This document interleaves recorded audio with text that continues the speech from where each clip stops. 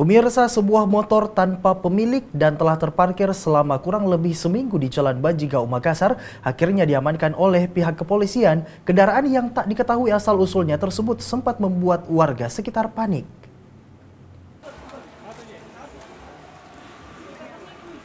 Sebuah motor metik yang terparkir di depan sekolah SMA Negeri 2 Makassar di Jalan Bajigau, Makassar terpaksa diamankan tim Resmo Polrestabes Makassar yang sedang melakukan patroli di malam Tahun Baru Islam.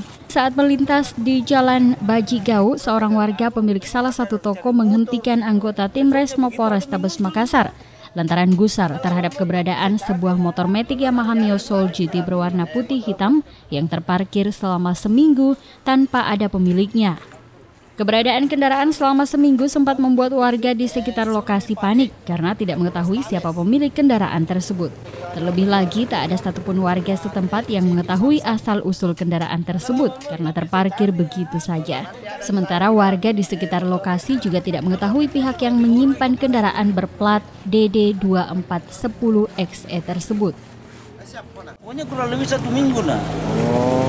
Kurang lebih 1 minggu itu.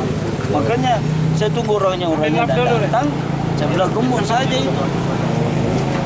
Tidak kita lihat siapa yang bawa ini motor? Tidak, saya tidak perhatikan. Kendaraan roda 2 Yamaha Mio Soul GT ini akhirnya diangkut oleh tim Resmo Polrestabes Makassar. Sedang pemilik kendaraan yang merasa memiliki kendaraan tersebut diharapkan untuk dapat mengambil kendaraannya di Polrestabes Makassar dengan membawa keterangan surat lengkap kepemilikan kendaraan. Dari Makassar, Bobi Nur Sanca, GoTV memberitakan.